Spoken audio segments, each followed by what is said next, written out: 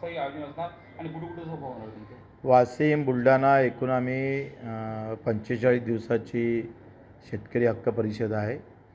सगळं पक्षाला घेऊन आहे, पण जे काही संयुक्त परिषद होईल सर्वपक्षीय किंवा सर्व संघटना शेतकरीच्या, त्या 5-6 परिषद वेगळ्या होणार. त्यातली 19 तारखेला अकोल्याला परिषद आहे संयुक्त. आता आम्ही हे व्यक्तिगत आमच्या पातळीवर हे शेतकरी मजूर हक्क परिषद काढतो आहे. आत्ता प्रत्येक वाशिमला 3-4 सभा आहे, उद्या बुलढाण्याला सभा आहे. प्रत्येक जिल्ह्यात 4 ते 5 सभा घेऊन 28 ऑक्टोंबरला आम्हाला मुंबईच्या आंदोलनाची तयारी करायची आहे. त्यानिमित्तानं किती लोक येणार, काय येणार, त्याची तयारी म्हणून आता आम्ही कामाला लागलो. कोणकोणते पक्ष आणि कोणकोणत्या संघटना यावर पाठिंबा असणार? ते राजूसाहेब शेट्टी आहे, अजितजी नवले आहे, विजय जावंदे आहे, प्रकाशजी पोहरे आहे, आमचे विठ्ठलराव पवार असेल, अनेक अशा ज्या आप पार्टीचे लोक आहे.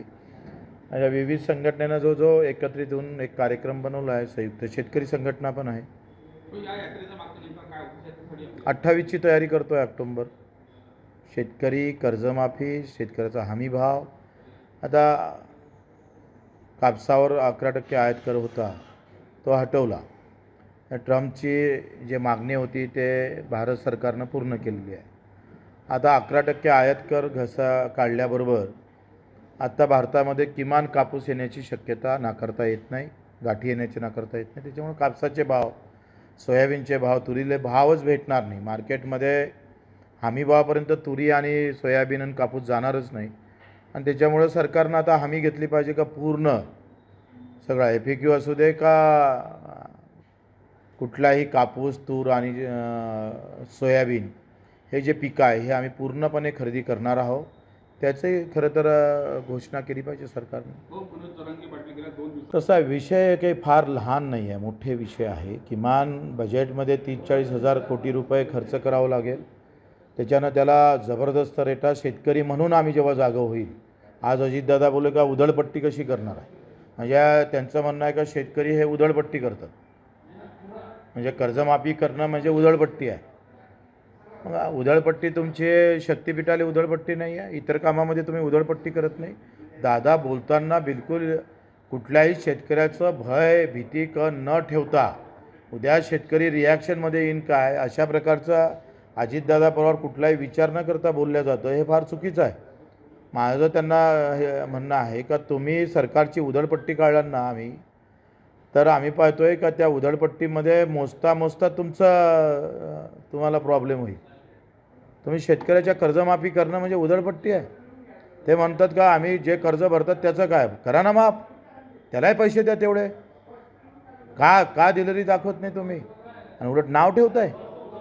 ते म्हणतात कर्ज भरल्याने त्याला आम्ही माफ करतो, कर्ज जो भरतंय त्याला आम्ही काहीच देत नाही. मग तुमचं धोरण आहे, आमची मागणी पण आहे, कर्ज ज्यानं भरलं त्याला पण तेवढेच पैसे दिले पाहिजे, त्यालाही उभं केलं पाहिजे. आणि बजेटमध्ये तुम्ही तरतूद किती ठेवली? 9,000 कोटी. तुम्ही तुमच्या शक्तिपीठाला अजून काही नाही 20,000 कोटी तरतूद ठेवली. कामाला लागले सगळे. हे उधळपट्टी नाही आहे.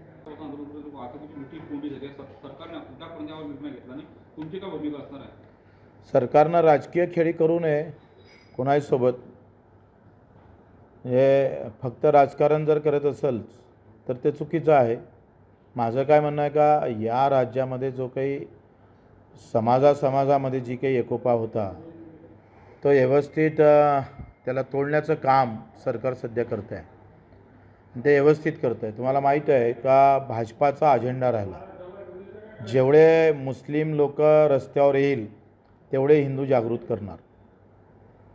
रस्त्यावर मुस्लिम लोक आले पाहिजे हे भाजपचा हमेशा अजेंडा राहिलेला आहे.